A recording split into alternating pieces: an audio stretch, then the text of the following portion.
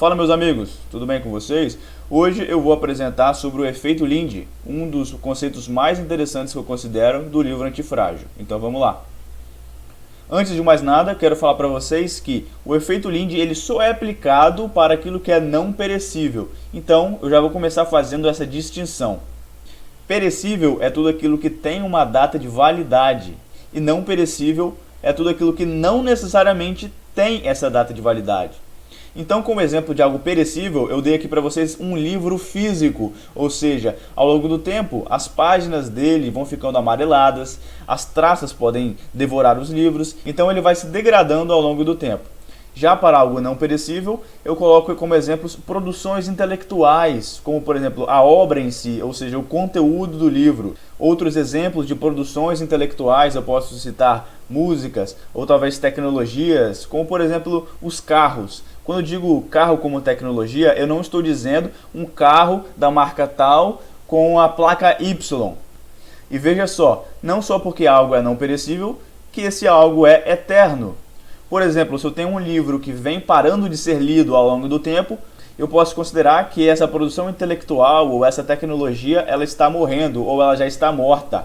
Onde o efeito Linde surgiu? Ele começou lá nos Estados Unidos, em Nova York, em um restaurante com o nome Lindes, onde vários comediantes eles se reuniam para fazer as suas apresentações, tanto presenciais quanto nos telões. E foi observado que os comediantes que tinham uma carreira mais duradoura, eles tendiam a ter carreiras cada vez mais duradouras ao longo do tempo. Já os novos comediantes, os novos entrantes, eles eram ciclados muito mais rapidamente. Esse fenômeno foi dado o nome inicialmente de Lei de Linde. Anos mais tarde, esse fenômeno foi comprovado matematicamente, estatisticamente, probabilisticamente, pelo matemático chamado Mandelbrot. Ou seja, foi percebido que esse efeito era de fato real. Como eu falei para vocês, o efeito Linde ele é aplicado só para aquilo que é não perecível. E no livro Antifrágil, ele diz o seguinte: para o perecível, cada dia adicional em sua vida traduz-se em uma expectativa de vida extra mais curta. Ou seja, nós, como seres humanos, estamos caminhando para a nossa morte. Cada dia que passa, estamos necessariamente nos aproximando dela. Mas, por exemplo, o nosso DNA ele não é algo orgânico, ele é algo não perecível. Então, falando agora do efeito Linde propriamente dito, eu digo que, para o não perecível, cada dia adicional pode implicar em uma expectativa de vida mais longa. E aqui eu vou dar um exemplo prático para vocês. No caso 1, eu tenho um livro que vem sendo lido por 40 anos. As probabilidades são que ele vai ser lido por mais 40 anos, de acordo com o efeito Linde. Já no caso 2, eu tenho um livro que vem sendo lido por 40 anos, mais 10 anos. Ou seja, agora as probabilidades são que esse livro vai ser lido por mais 50 anos. Esse é o efeito Linde.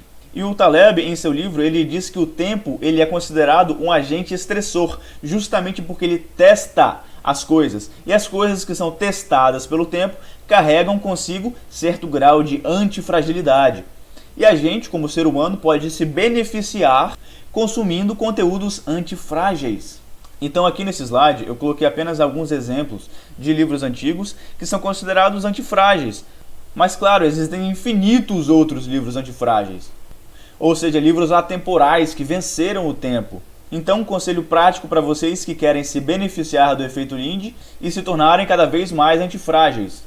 A cada 3 livros que vocês leem, dê preferências para livros antigos, ou seja, escolha 2 mais antigos e 1 mais recente. Dessa forma, você está se protegendo para que os conteúdos que você consuma não sejam apenas conteúdos efêmeros. Ou seja, pelas próximas várias décadas, você vai ter conteúdo para conversar com muitas outras pessoas, caso você esteja lendo livros que carregam consigo esse grau de antifragilidade. Outros exemplos práticos aqui eu vou trazer para vocês. Produtos, ou seja, se eu sou um empreendedor que está comercializando algum produto, é interessante ver há quanto tempo esse produto existe. A produção intelectual da cerveja, ela existe há mais de 6.000 anos. E os calçados, da mesma forma, eles existem há milhares e milhares de anos.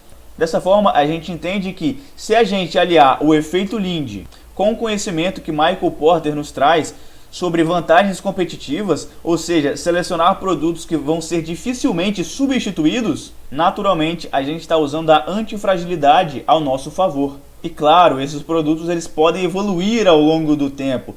Um calçado de milhares de anos atrás não é o mesmo calçado de hoje, mas a produção intelectual nos permite que nós chamemos este objeto ainda de calçado ou de sapato, por exemplo.